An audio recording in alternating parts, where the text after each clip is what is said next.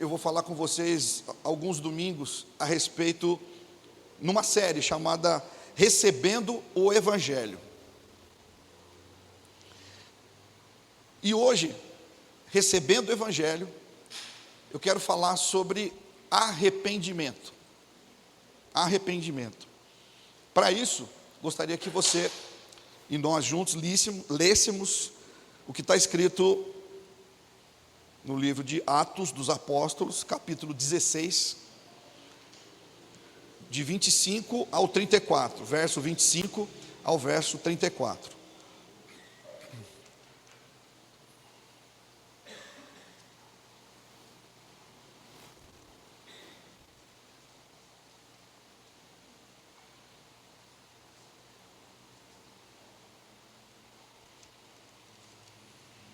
É 16, perdão. Atos 16.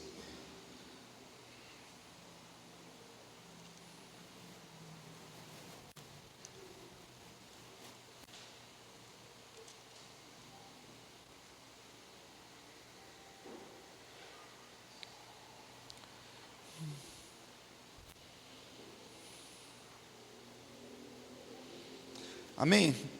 E diz assim a palavra de Deus: aconteceu que, indo nós para o lugar de oração, nos saiu ao encontro uma jovem possessa de espírito adivinhador, a qual, adivinhando, dava grande lucro aos seus senhores.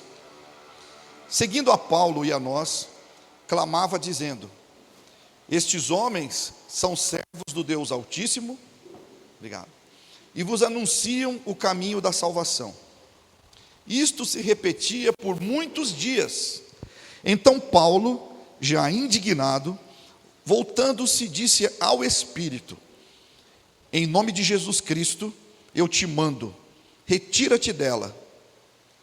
E ele na mesma hora saiu. Vendo os seus senhores que se lhes desfizera a esperança do lucro, agarrando em Paulo e Silas, os arrastaram para a praça, à presença das autoridades, e levando-os aos pretores, disseram: estes homens, sendo judeus, perturbam a nossa cidade, propagando costumes que não podemos receber nem praticar, porque somos romanos. Levantou-se a multidão unida contra eles, e os pretores, rasgando-lhes as vestes, mandaram açoitá-los com varas. E depois de lhes darem muitos açoites, os lançaram no cárcere, ordenando ao carcereiro que os guardasse com toda a segurança. Este, recebendo tal ordem, levou-os para o cárcere interior e lhes prendeu os pés no tronco. Por volta da meia-noite, Paulo e Silas oravam e cantavam louvores a Deus, e os demais companheiros de prisão escutavam. De repente, sobreveio tamanho terremoto, que sacudiu os alicerces da prisão, abriram-se todas as portas, e soltaram-se as cadeias de todos. O carcereiro despertou do sono, e vendo abertas as portas do cárcere, puxando da espada, ia suicidar-se, supondo que os presos tivessem fugido. Mas Paulo bradou em alta voz: não te faças nenhum mal, que todos aqui estamos. Então o carcereiro, tendo pedido uma luz, entrou precipitadamente e trêmulo, prostrou-se diante de Paulo e Silas. Depois, trazendo-os para fora, disse: senhores, que devo fazer para que seja salvo? Responderam-lhe: crê no Senhor Jesus, e serás salvo tu e tua casa. E ele pregaram a palavra de Deus e a todos os da sua casa. Naquela mesma hora da noite, cuidando deles, lavou-lhes os vergões dos açoites. A seguir, foi ele batizado, e todos os seus. Amém? Então, levando-os para sua própria casa, lhe expôs a mesa, e com todos os seus manifestava grande alegria por terem crido em Deus. Vamos orar. Paulinho, você pode orar daí, bem forte. Amém. Sim, sim. Sim. Sim. Amém, Pai. Depende de ti, Senhor. Sim, meu Deus. Aleluia. Amém. Amém. Então o texto que nós lemos aqui mostra o apóstolo Paulo, juntamente com Silas, exercendo o seu ministério. O texto fala que eles foram buscar um lugar, na beira do rio, um lugar onde eles pudessem orar. Você tem um lugar para orar? Você tem buscado um lugar para você orar? Você tem procurado essa oportunidade de orar? Era o que Paulo e Silas estavam fazendo. E no caminho, eles estavam já há algum tempo, e nesse dia, incomodados por essa moça, essa escrava, que tinha esse espírito de adivinhação, e vinha dizendo atrás deles que eles eram servos do Deus Altíssimo, que anunciavam o caminho da salvação. Olha só, um espírito maligno clamando atrás deles. Mas esses homens tinham o quê? Discernimento. Sabiam discernir os espíritos. Porque nem todo aquele que diz Senhor, Senhor, entrará no reino dos céus. Porque nem todo espírito que diz coisas boas, na verdade, vem de Deus. O Espírito Santo nos dá capacidade para discernir os espíritos. E assim Paulo expulsou esse espírito dessa moça. E ela era propriedade de alguns homens da cidade de Filipos, que era uma colônia de Roma, que ficava na Macedônia, certo? A Macedônia existe até hoje, né? Chama Macedônia do Norte, fica no norte da Grécia. E como cessou o lucro desses homens, eles cuidaram para que Paulo e Silas fossem presos. E não só presos, eles foram humilhados. Eles foram despidos e foram açoitados com varas. E é por isso que eu digo para vocês, eles estavam na cadeia, presos pelos pés, açoitados, humilhados, mas eles oravam e cantavam hinos a Deus. Porque, irmãos, a alegria deles é o que eu falei para vocês no começo do culto. A alegria deles não era estar com as costas íntegras, as roupas vestidas, mas a alegria deles era estar sofrendo por amor daquele que os tirou das trevas e os inseriu na sua maravilhosa luz. A alegria deles era poder sofrer por amor daquele que um dia vai dizer para eles assim: benditos filhos de meu Pai. E a nossa alegria, irmãos, tem que ser essa. E eles ali cantavam e oravam, e os outros presos ouviam. E a palavra de Deus diz que em um determinado momento houve um terremoto tão forte, que abalou as estruturas daquela prisão. E as algemas, as cadeias, as correntes, todas elas foram soltas. A Bíblia diz para nós aqui, que o carcereiro, quando tomou conhecimento disso, ele quis matar-se, ele quis se suicidar. Por quê? Porque ele tinha que dar conta daqueles presos. Mas Paulo gritou: olha, não faça isso com você, porque nós estamos aqui. Aquele homem experimentou algo tremendo na vida dele. Aquele homem percebeu que na vida de Paulo e na vida de Silas havia algo sobrenatural, algo diferente, algo mais poderoso do que o Império Romano, algo mais sério, algo mais eterno. E ele fez uma pergunta para eles: o que eu preciso fazer para ser salvo? A resposta de Paulo vocês conhecem: creia no Senhor Jesus e serão salvos, você e os de sua casa. Se você crer, se os seus familiares crerem, se todo homem que ouvir a voz do Senhor crer, esse será salvo. Crer no Senhor Jesus é o suficiente para alguém ser salvo? Sim, crer no Senhor Jesus é suficiente para que uma pessoa seja salva. Mas antes, nós precisamos entender e precisamos pensar em duas questões aqui. Porque existe um evangelho que é meio evangelho. Existe um evangelho que ele é temperado. Existe um evangelho que ele é coberto com calda de chocolate. Existe um evangelho que tem uma cereja em cima. E esse evangelho que tem calda de chocolate e tem cereja, ele não diz tudo o que tem que ser dito. A pergunta é, ou as perguntas são: se crer em Jesus é suficiente para a salvação, o que significa crer em Jesus?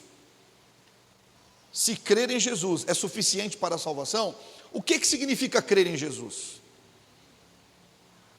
A segunda pergunta: por que nós precisamos ser salvos? Por mais que sejam óbvias essas questões, muitos crentes não sabem responder de primeiro. Muitos crentes ficam pensando: será que eu sei responder isso? Essa semana eu estava conversando com uma pessoa que já era crente há 5 anos, aqui de uma igreja em Taubaté. Estava conversando com ela e rodando ali algumas telas no celular. Aí apareceu ali uma mensagem com o título: Justificação pela fé. Aí ela, crente, eu perguntei para ela assim: você sabe o que é justificação pela fé? Ela, sabe quando dá tela azul assim na pessoa?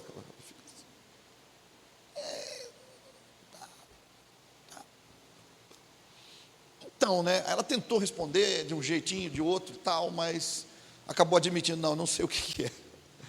Mas você vê, irmão, justificação pela fé é a base da salvação do cristão. Nós somos justificados pela fé. Então, eu estou querendo dizer para vocês, irmãos, que tem questões muito simples do Evangelho que nós não sabemos responder. Por isso existe a pregação, por isso existe o ensino, e por isso existe a necessidade de eu e você lermos e meditarmos na palavra de Deus. A primeira questão: crer em Jesus é crer em sua mensagem.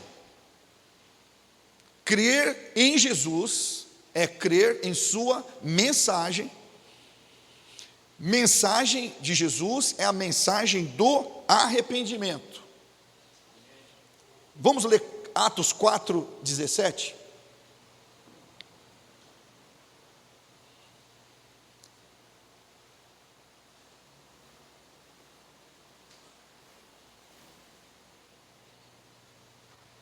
Atos 4:17. Eita, nós.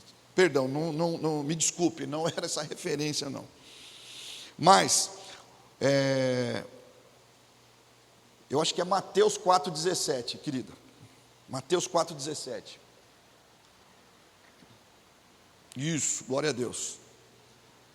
Desde então, começou Jesus a pregar e a dizer: arrependei-vos, porque está próximo o reino dos céus. A mensagem de Jesus é a mensagem do arrependimento. Então, crer em Jesus, irmãos, muita gente diz que crê em Jesus. Muita gente que está atravessando a calçada ali agora, muita gente que está indo para uma balada agora, muita gente que está voltando do estádio de futebol, Muita gente que fez besteira o dia inteiro, se você perguntar se ele crê em Jesus, ele vai dizer que sim. Mas crer em Jesus é crer na sua mensagem. E a mensagem de Jesus é a mensagem do arrependimento. Crer em Jesus é crer na mensagem dele e crer que ele tem poder para salvar o pecador. Isso é crer em Jesus.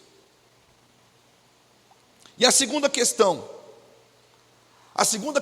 ela se responde declarando que os nossos pecados nos impedem de desfrutar da glória de Deus. Romanos 3:23.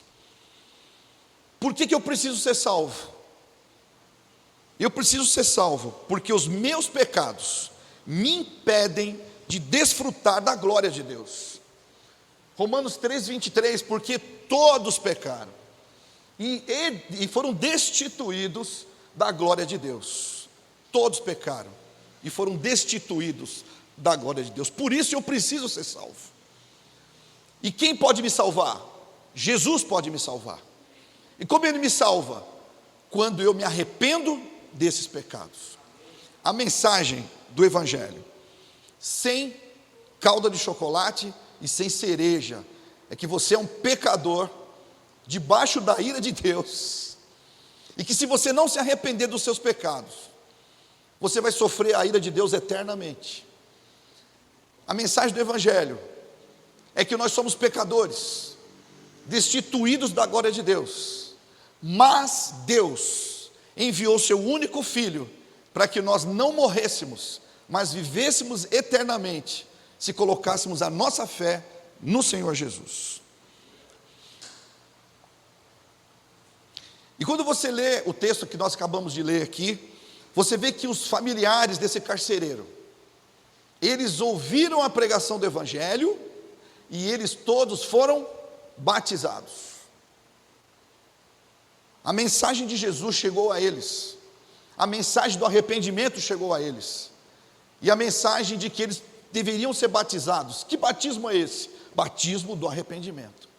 Eles foram batizados nas águas, eles creram na mensagem do Evangelho e foram batizados nas águas.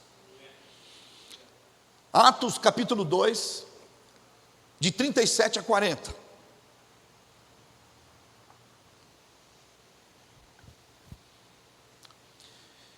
E ouvindo eles isto, compungiram-se em seu coração e perguntaram a Pedro e aos demais apóstolos: que faremos, homens e irmãos?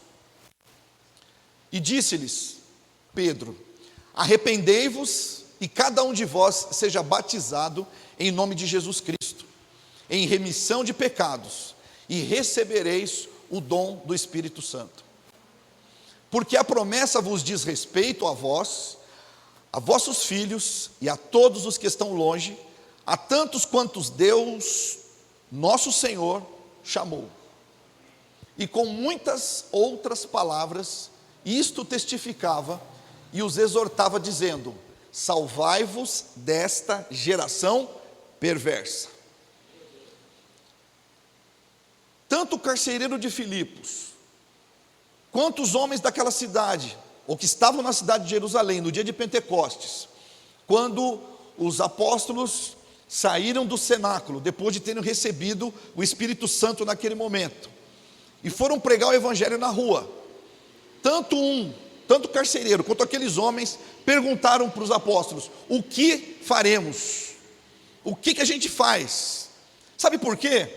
Eles perceberam que a mensagem de Jesus era verdadeira, eles creram na mensagem do Evangelho, eles creram que eram pecadores, eles creram que estavam debaixo da ira de Deus, eles creram que não poderiam agradar a Deus com as suas boas obras, eles creram que estavam perdidos, e uma vez crendo que estavam perdidos, no coração deles surgiu o desespero de perguntar: o que a gente faz?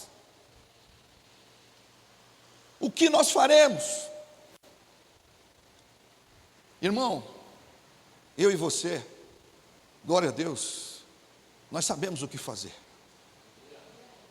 porque já fizemos isso.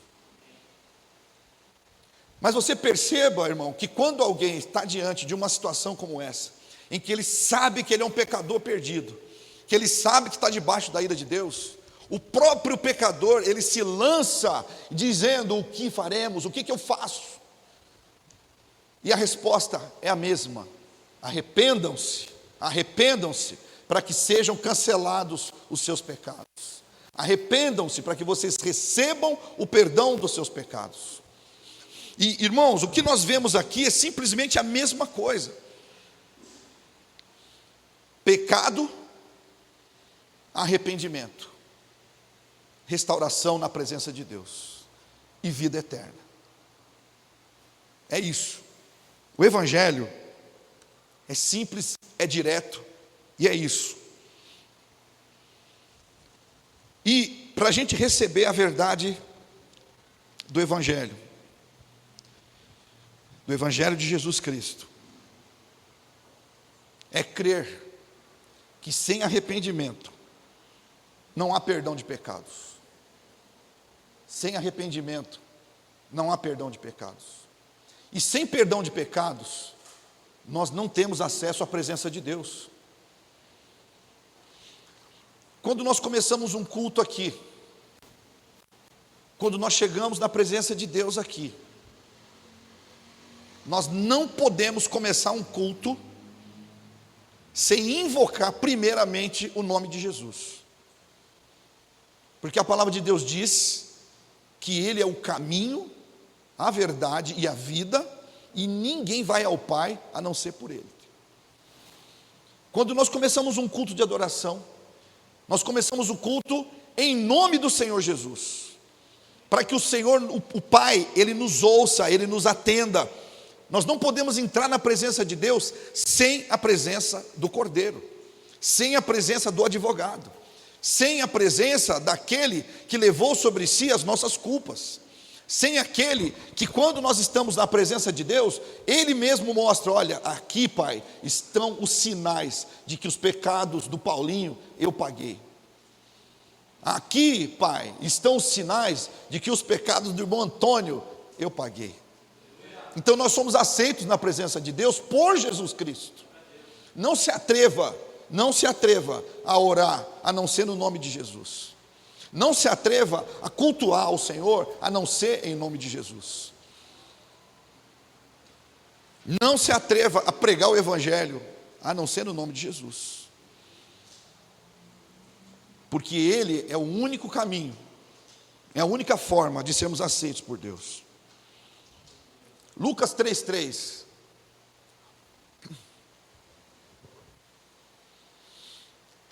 E percorreu toda a terra ao redor do Jordão, pregando o batismo de arrependimento para o perdão de pecados.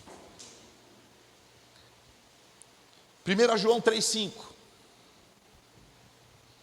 E bem sabeis que Ele se manifestou para tirar os nossos pecados, e nele não há pecado. Jesus Cristo se manifestou com um propósito: tirar os nossos pecados. Mateus 1:21. E dará à luz um filho, e chamarás o seu nome Jesus, porque ele salvará o seu povo dos seus pecados. Lucas 12:2. Quem pratica o pecado é do diabo. Mas nada é encoberto que não haja de ser descoberto, nem oculto que não haja de ser sabido.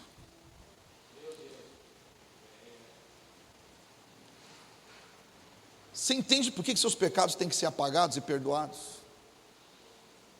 Porque não há nada que esteja oculto que não vai ser revelado. E porque quem pratica o pecado é do diabo também. E quando eu falo, irmãos, de praticar o pecado, eu estou falando de você fazer isso de forma deliberada. Vocês estão prestando atenção no que eu estou dizendo? Eu estou falando de praticar o pecado de forma deliberada. É você continuar pecando e achando que não tem problema nenhum continuar pecando. Eu já preguei aqui uma vez, falando do que é pecado. Eu já preguei aqui uma vez, falando que pecado não são só aquelas coisas mais impressionantes, aquelas coisas mais escabrosas, aquelas coisas mais escandalosas. Há pecados, irmãos, há pecados que você peca e você mesmo se justifica desse pecado. Eu fiz isso por causa daquilo, ou eu deixei de fazer aquilo por causa daquilo. E nós aqui na nossa sociedade humana, a gente fala assim, não, tudo bem. A gente se auto-justifica. Por exemplo, a palavra de Deus diz o quê? Que nós não devemos deixar a nossa congregação. Quem aqui nunca leu isso na Bíblia? Levanta a mão. Não, nunca li isso na Bíblia. Todo mundo leu isso na Bíblia, que nós não podemos deixar a nossa congregação, não é isso? Mas nós temos as nossas justificativas, sim ou não? Temos. Se a palavra de Deus me manda fazer algo e eu não faço, eu estou desobedecendo a Deus. E todo tipo de desobediência a Deus é pecado. É pecado por quê? Porque foge do alvo, não acerta o alvo, não atinge o objetivo, não chega no lugar onde Deus queria que você chegasse. Eu só dei esse exemplo, irmãos, para você começar a pensar mais a respeito da sua vida. Porque tem outras coisas que você sabe, que você já leu na Bíblia, que você sabe que deveria fazer e não faz. Ou que não deveria fazer e continua fazendo.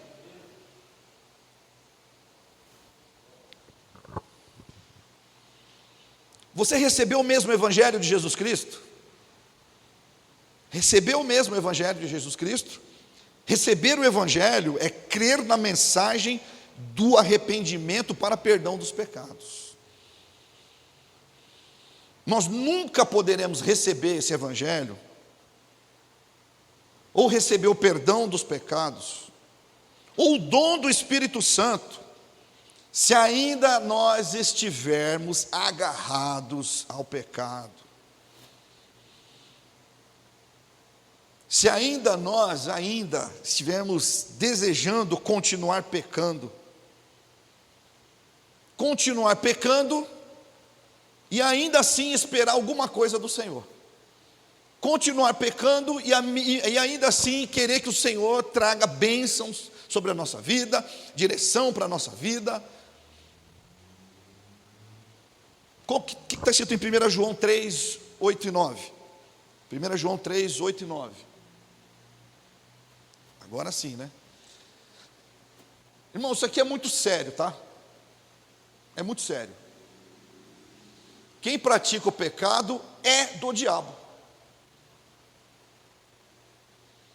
Porque o diabo peca desde o princípio. Para isto,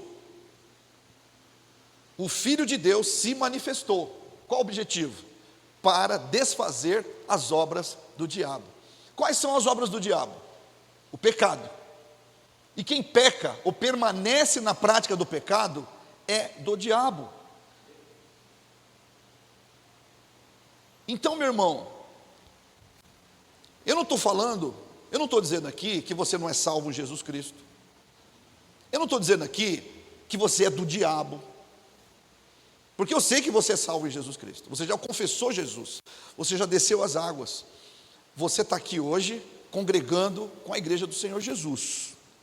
Mas nós, igreja, nós precisamos entender que Deus não quer que nós pequemos. Deus não quer que a gente continue na prática de alguns pecados. Por que Ele não quer? Porque senão as nossas orações não serão ouvidas, não serão respondidas. Irmãos, quando uma pessoa anda em pecado no meio da igreja, a igreja inteira sofre com isso. Irmãos, seja por causa da carga espiritual, ou seja, irmãos, pelo exemplo que essa pessoa dá no meio da igreja.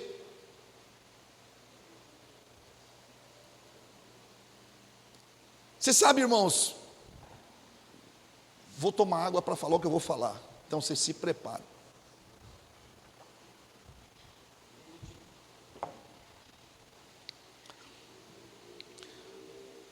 Eu conheço alguns crentes que colocam algumas coisas no Facebook,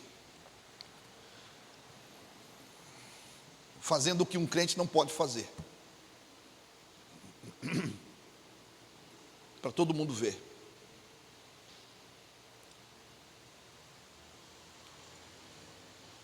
E ele acha que está bem, que não tem problema nenhum. Ele acha que não tem problema, ele acha que não tem problema, e pelo fato dele achar que não tem problema, então não tem problema. Mas ele nunca leu na Bíblia que quando você se acha forte, você tem que cuidar daquele que é fraco. Porque se o fraco vê você fazendo uma coisa que ele acha que você não deveria fazer, ainda que você acha que é certo, ainda que você tenha aquela liberdade em Cristo para fazer, você está causando o tropeço do irmão que é mais fraco. Se você não leu isso na Bíblia, hoje você sabe que está escrito isso. E isso é pecado, ainda que para você não seja, é pecado, porque a Bíblia diz que é pecado.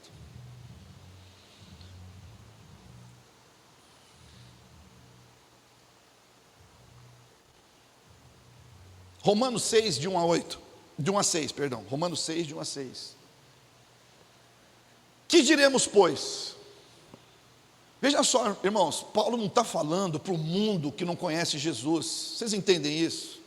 As cartas dos apóstolos são para a igreja, são para nós. O que ele está dizendo aqui? Que diremos, pois? Permaneceremos no pecado para que a graça abunde? Qual é a resposta da pergunta? De modo nenhum. Nós que estamos mortos para o pecado, como viveremos ainda nele?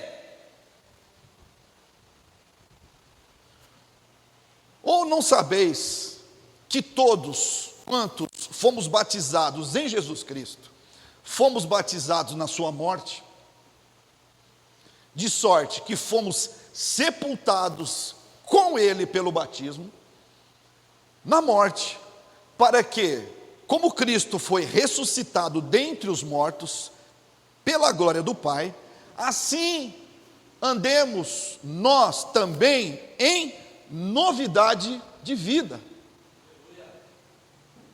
Só o Paulinho falou aleluia. Você pode falar amém?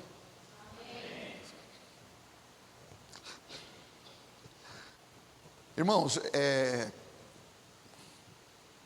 eu vou caminhar para o final dessa mensagem.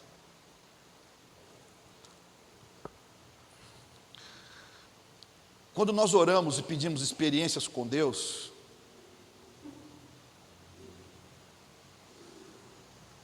e quando nós passamos por apertos, quando nós passamos por situações difíceis, a primeira coisa que nos vem no coração, quando nós nos ajoelhamos, ou quando nós levantamos as nossas mãos, para pedir ao Senhor misericórdia, é como está a nossa vida.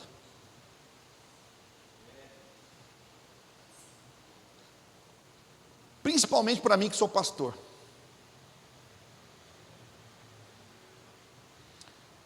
Quando você tem, irmão, uma responsabilidade com a igreja, com o corpo de Cristo, quando você sabe que a alegria, a vitória do outro irmão depende da sua oração, depende da sua intervenção, a sua condição com Deus, ela é levada em conta, em primeiro lugar.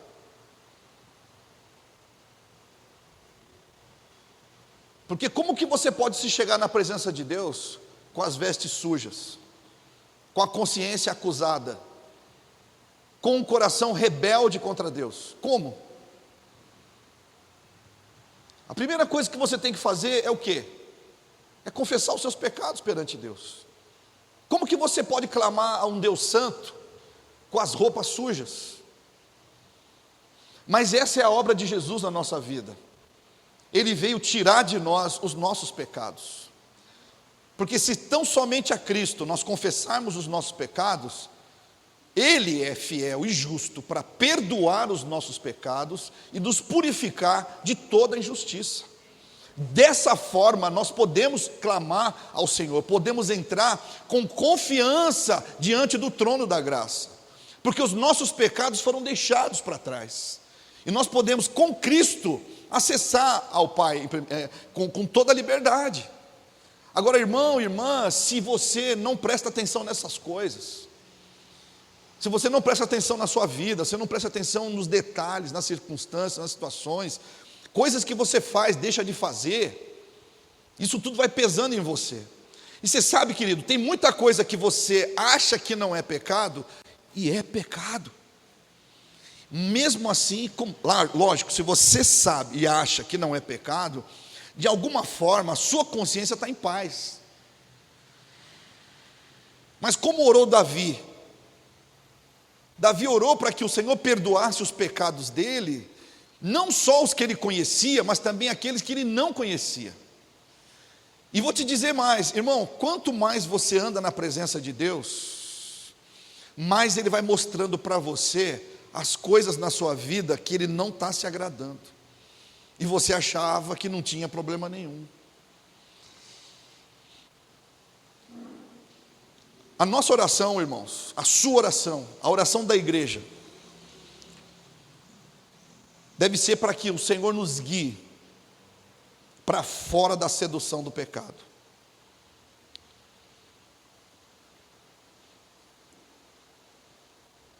Para fora da sedução daqueles pecados que você acha que não são pecados, mas estão pesando na sua vida, estão te afastando de Deus, e você acha que está tudo bem, e você fala assim: pai, o que está acontecendo?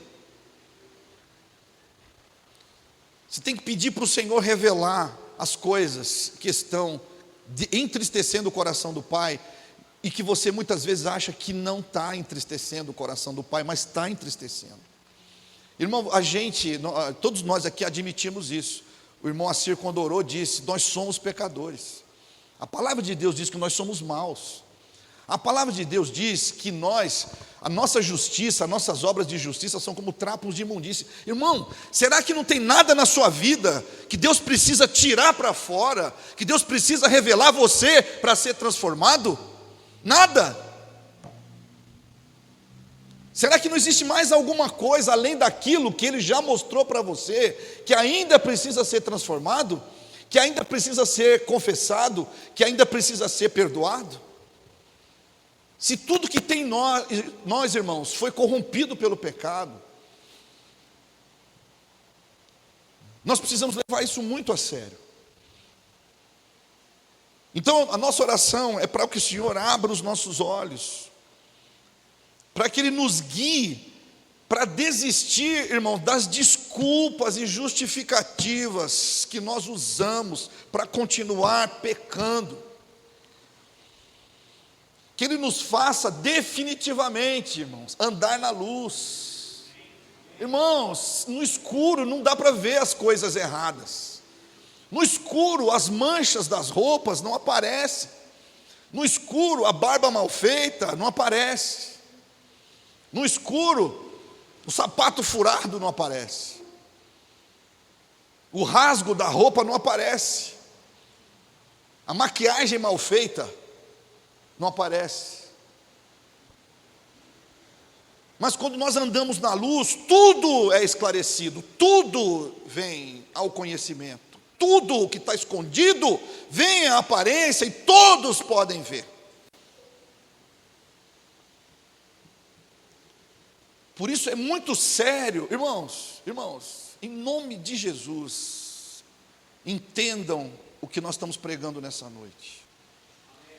O que o Senhor Jesus veio fazer foi combater, limpar e tirar o pecado da nossa vida, irmãos. Foi para isso que Ele veio. O reino de Deus, irmão, não é comida, não é bebida, é paz, é justiça e alegria no Espírito, que é santo. No começo desse culto, eu inquiri vocês, eu perguntei para vocês, qual é a alegria de vocês? Onde está a sua alegria? Ou, de outra forma eu posso perguntar, o que está roubando a tua alegria? Eu não vou dizer o nome do irmão, mas um dia eu perguntei para o irmão, aqui da igreja, perguntei, meu irmão, por que você acha que os irmãos só chegam atrasados no culto? Ele respondeu, por causa do pecado.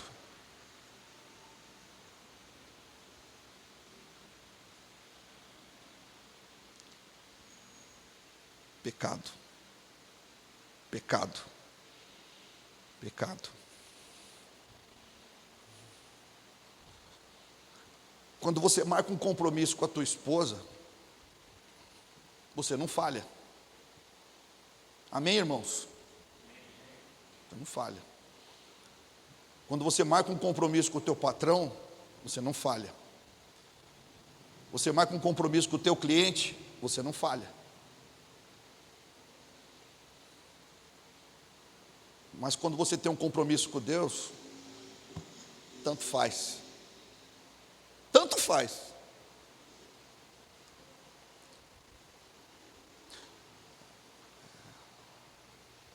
A lei de Deus começa assim, e se resume a isso. Jesus falou, se você cumprir esses 2 mandamentos, você cumpriu toda a lei e os profetas.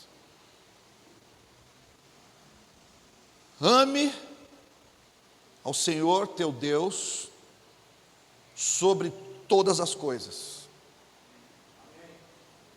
E ame ao teu próximo como eu amei vocês. Percebeu o pecado aí? Percebeu o pecado aí, irmão? Percebeu o pecado? Quando você está assistindo o jogo do Corinthians, enquanto não termina o primeiro tempo, o começo do segundo, você não se prepara para vir para a igreja. Você está lá na casa do seu parente, comendo um churrasquinho, o relógio está rodando e você está lá. Até lá chupando uma laranja debaixo da árvore, o relógio está andando, mas você está lá.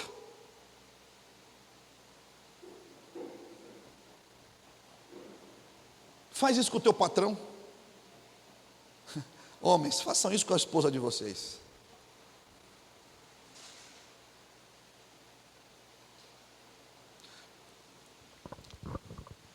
E são nessas pequenas coisas, e coisas semelhantes a essas, que a igreja precisa ser corrigida.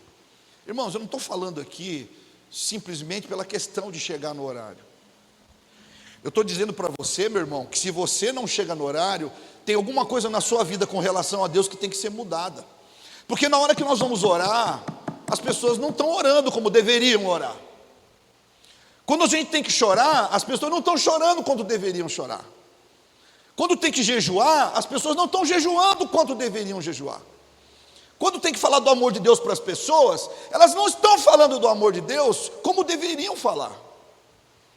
Quando tem que dar um testemunho cristão, não estão dando um testemunho como deveriam dar.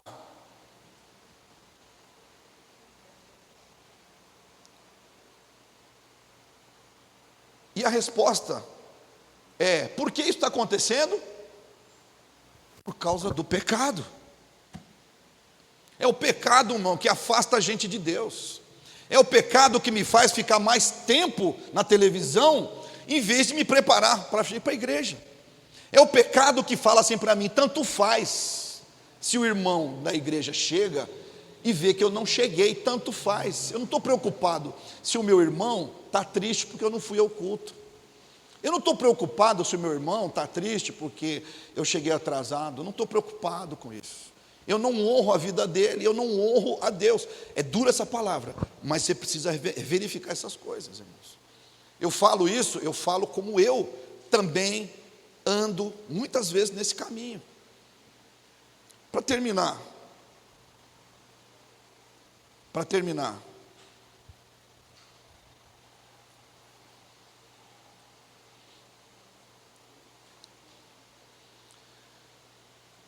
Deus nos deu poder para resistir ao pecado. Todos nós temos a nossa fraqueza. Pode ser que a sua fraqueza seja essa que eu falei. Eu não consigo deixar de torcer para o Corinthians. Eu não posso sair da frente da televisão, eu tenho que assistir o jogo. Ou do Palmeiras, ou do São Paulo, ou do Santos, tanto faz. Tanto faz. Talvez sua fraqueza seja na área sexual. Sua fraqueza seja na área da ira. Você se ira muito fácil. Talvez sua fraqueza, você é uma pessoa que tem uma tendência grande de enganar as pessoas, de roubar, de mentir. Todos nós temos uma bomba relógio em nós. Mas Deus nos deu poder para resistir e desarmar essa bomba. Mas você só pode fazer isso com o auxílio e o poder de Deus, só com esse auxílio e o poder de Deus você pode fazer isso. Por isso, irmão e irmã, se você agora entendeu conscientemente que Deus não quer que você peque, agora é hora de você orar e pedir para o Senhor agir na sua vida para que você não peque mais. De alguma forma Ele vai trabalhar em você. Ele vai te dar alguma experiência para você não pecar mais naquela área. Ele vai colocar você numa situação que você vai falar assim: não, eu nunca mais vou fazer isso. Eu tenho experimentado isso daí, irmão. Eu tenho experimentado isso daí.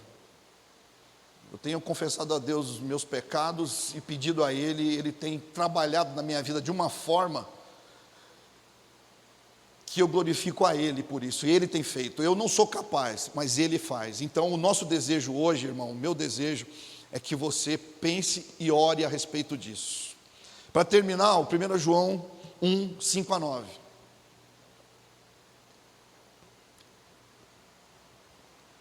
E esta é a mensagem que dele ouvimos e vos anunciamos. Olha só, a mensagem que dele ouvimos e nos anunciamos. Você crê na mensagem do Senhor Jesus?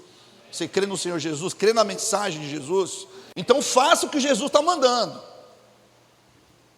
Esta é a mensagem que dele ouvimos e vos anunciamos, que Deus é luz e não há nele trevas nenhumas. Se dissermos que temos comunhão com Ele e andarmos em trevas, o que é trevas, irmãos? Pecado. Mentimos e não praticamos a verdade. Isso aqui, olha só, isso aqui ele está falando com cristãos, com crentes. Está falando com você. Mas, todavia, porém, contudo, mas, oposto a isso, mas, aqui está a saída. Se andarmos na luz, não no pecado, mas na luz, como Ele na luz está, temos, olha só que maravilha, irmão, comunhão uns com os outros. O que é comunhão um com o outro? É compartilhar as mesmas coisas. Nós temos um culto aqui, vamos compartilhar o culto. É eu com você, você comigo, nós juntos. Eu valorizo você, você me valoriza. Eu chego com você, você chega comigo. Eu não vou na sua frente e você vem depois, ou eu vou depois porque você já está lá e tudo bem. Nós caminhamos juntos, nós servimos uns aos outros, abençoamos uns aos outros. Porque se você andar nas trevas, você não vai ter comunhão com a igreja, não vai ter comunhão com as pessoas, você não vai estar nem aí para as pessoas, essa é a verdade. Vamos lá, mas se andarmos na luz, como Ele na luz está, temos comunhão uns com os outros, e Olha a promessa do Senhor Jesus aí. O sangue de Jesus Cristo, seu Filho, faz o quê? Nos purifica de todo o pecado. Vocês estão entendendo, irmãos? Se dissermos que não temos pecado, enganamos-nos a nós mesmos.